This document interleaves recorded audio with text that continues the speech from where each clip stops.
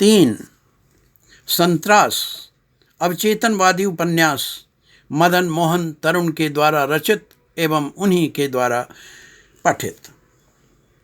संत्रास 3. अपने अस्तित्व की खोज महज अपने भीतर से ही हो सकती है।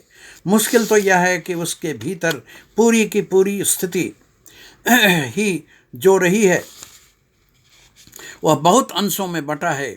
ऊपर से सिर्फ वह है और यही हमारा दुर्भाग्य है। उसे इससे मुक्त होना होगा। उसे चारों ओर से छल दिया गया है।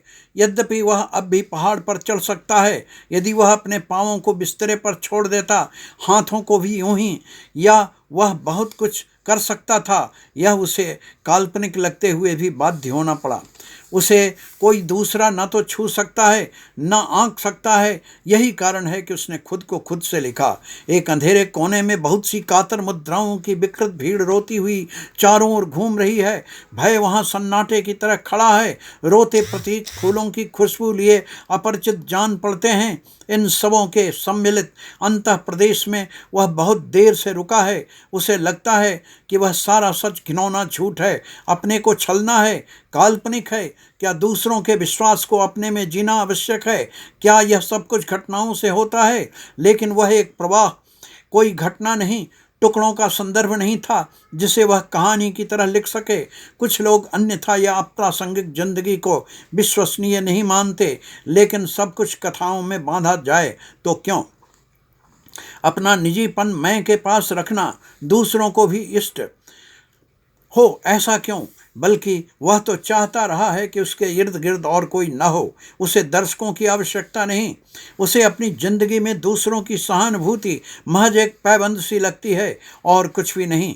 उसके बाद सुई की नोक जैसे दरवाजे वाले कमरे के भीतर चला गया। उसने उसकी दीवार पर खुद को नंगा कर कांटों के सहारे टांग दिया और बहुत देर तक देखता रहा। वह वायवीय नहीं है जो देवदूतों की तरह आकाश में उड़ सकता है। उसे कांटों की जरूरत है, मगर अरे यह तो उसमें खड़ा है।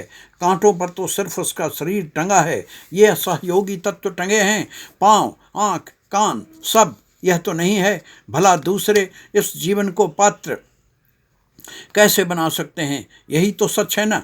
रेडियो उसे उस दिन महज इसलिए इतनी देर तक सुनना पड़ा था। ग्रामीण महिलाएं दरवाजे पर आकर खड़ी हो गई थीं और बक्से से बहते शोर की गर्मी को आंखों में पोंछ रही थीं। थोड़ी देर उसे उन शवों के आश्चर्यचकित रहना अच्छा लगा।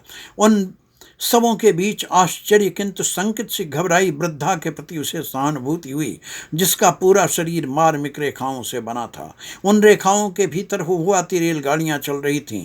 बहुत से बच्चे चीख रहे थे, बूढ़े बिलबिला रहे थे और भीतर कोहराम सा मचा था। दरवाजे खुले थे और बहुत से प्रेत जैसे हंस कर ठठा ठठा कर हंस रहे थे। यह अतिरंजित काल्पनिक तो नहीं? नहीं। फिर यह शंका जाने क्यों, लेकिन वहाँ यह सब था। फिर उसे खींच हुई, चल पौ, यह महिलाएं भागती क्यों नहीं? उसने उसके दोनों बच्चों की ओर देखा जो पास के सोफे पर बैठ गए थे। उसे उसके प्रति थोड़ा सा प्यार हुआ। फिर वह झल्ला उठा। उसके कपड़ों में गंदगी थी। दरअसल वे कपड़े नहीं थे, वह तो सुराख पहने हुए थे। उसका जी उमड़ आया और दर्द से घायल हो गया। उसने रेडियो बंद कर दिया। औरतें अब तक भीतर आ चुकी थीं। चारों ओर अनबुझ कोलाहल छा रहा था। वे सब बाहर क्यों नहीं जाती? दरअसल जाना शब्द महज खप्तुल हवास बूढ़ियों के लिए था जो अजूबे की तरह रेडियो को देख रही थीं।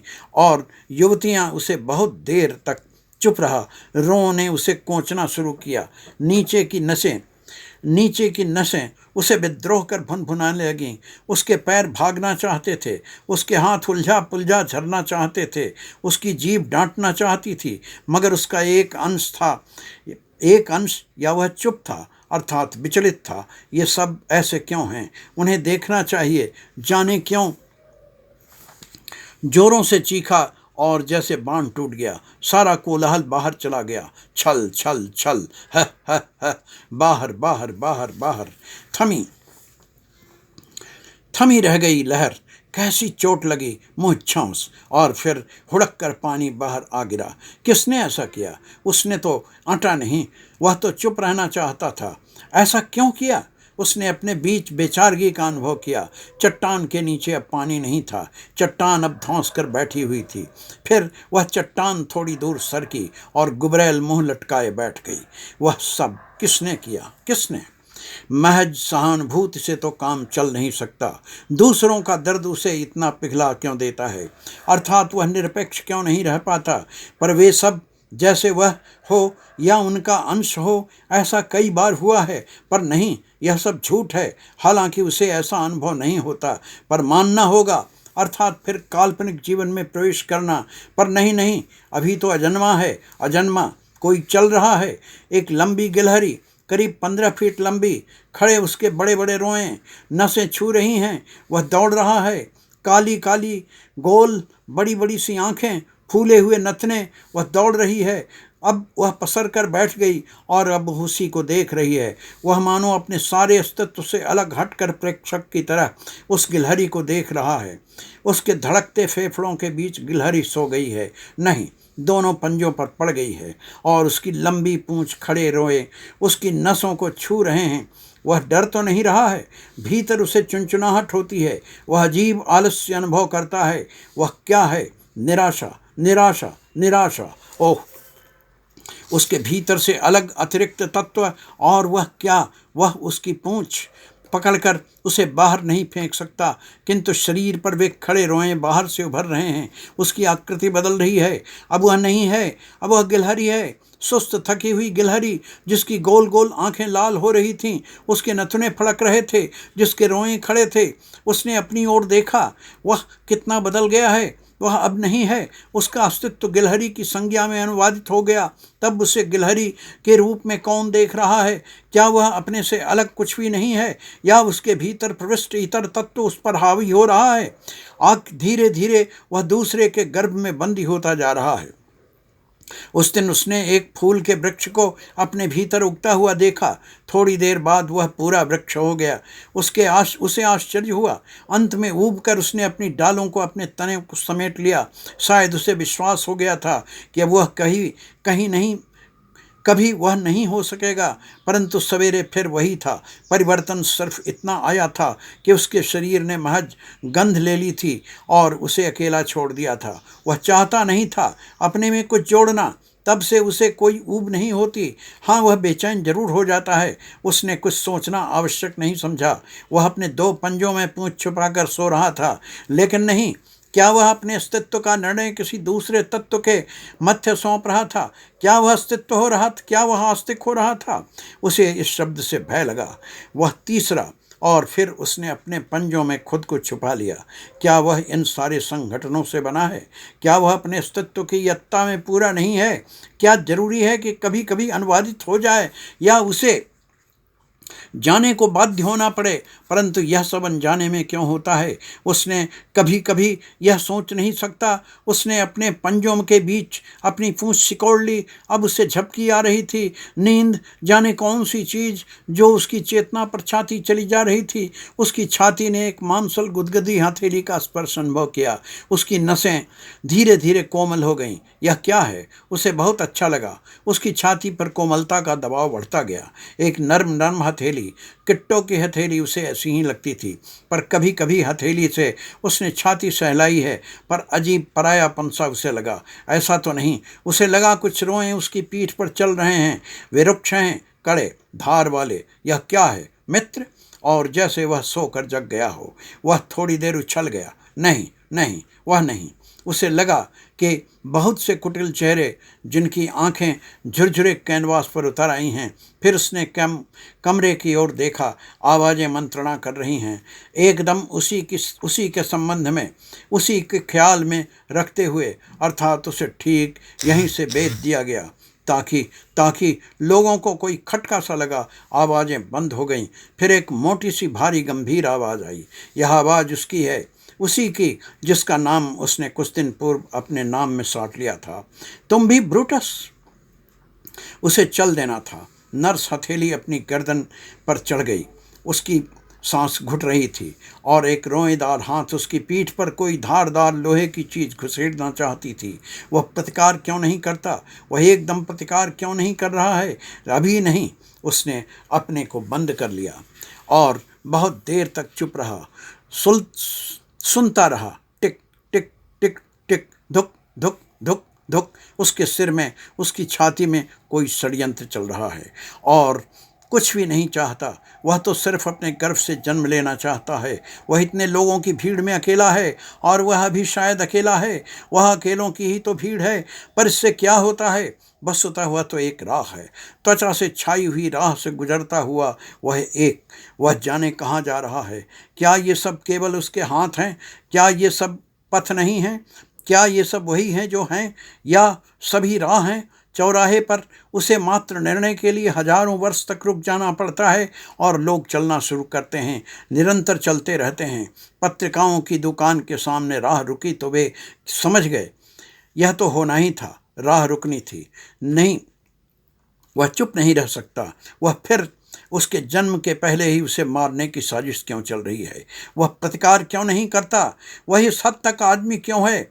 आदमी सा क्यों है? वे कौन हैं? जब दिल उसे जंगल में जाना अच्छा लगा, पहाड़, जंगल, रात, अंधेरा, सब कुछ भयानक।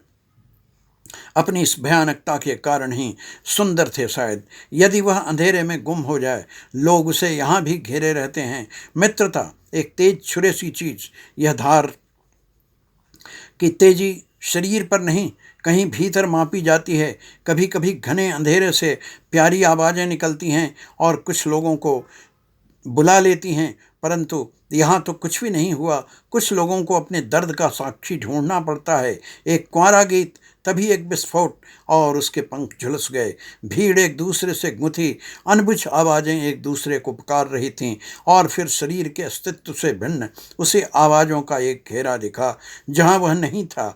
सभी अपनी कब्र में लौट गए थे और वह खड़ा रह गया था, खड़ा, प्रतीक्षित। तो वही क्यों न पुकार ले? ओफो, नहीं, मुट्ठी टूट गई। उसकी अपनी मुट्ठी को टूटने को बाध्य किया। समय सपाट बह रहा था, वह एकदम सपाट।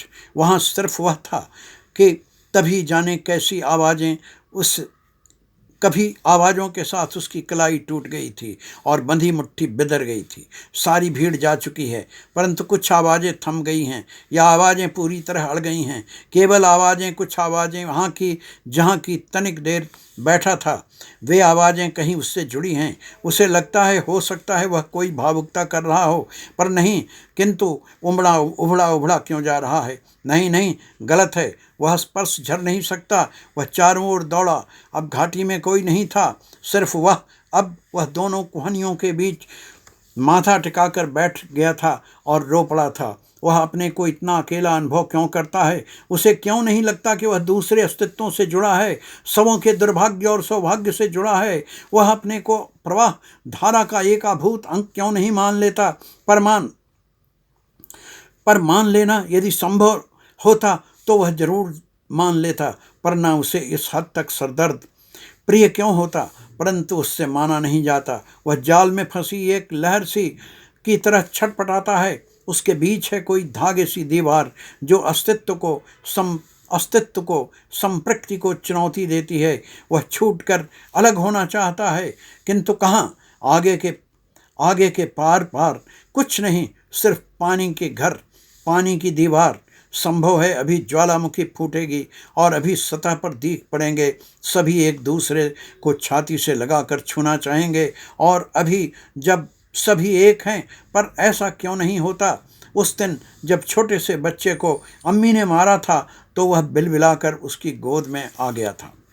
वह कौन था? उसका तो कोई नहीं था। क्या अकेले दर्द को जिया नहीं जा सकता? दर्द को हमने एक दूसरे से कटा अनुभव कर लिया है। अतिरिक्त, वरना वह तो पूरा जीवन वही है जो सबों से गुथा है। दर्द जिसकी परतों के भीतर रहता है। काश उसे देखा जा सकता।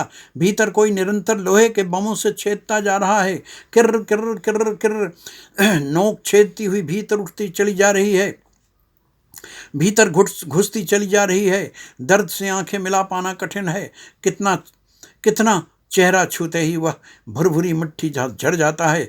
फिर उभर आता है एक नया चेहरा, उससे भी खौफनाक, उससे भी भयानक, उससे भी दर्दनाक। एक ही जिंदगी के सारे अनेक चेहरे बातें करते हुए सदैव सावधान रहना, पता नहीं किस ओर से तेज छुरा निकले उसे चीर दे। यह आवश्यक होता है, बहुत आवश्यक, चाहे जितनी भी सुरक्षित जगह क्यों न हो। मनुष्य से विकृत नहीं हो सकती। बराबर पहाड़ के सांप भी नहीं काटते, या शेर भालू भी नहीं काटते खाते जिन्हें मनुष्य की गंध न मिली हो। कितनी अजीब बात है। अकेले में वह अपनी त्वचा छीलता रहता है ताकि उससे सड़न न निकले, और आवश्यक होता है वह कोमल सुबह, बरबर दोपहर, खिले मुरझाए फूल कहीं सड़ न जाएं, घाटियां कहीं झुलस कर सफ़ेद न हो जाएं। इसलिए त्वचा को छीलना होता है, निरंतर छीलते रहना पड़ता है। आदमी अपनी त्वचा को छील सकता है, मुर्दा नहीं। इसलिए आदमी का शरीर शरीर होता है, मुर्दे का कंकाल। यही तो फर्क है दोनों में।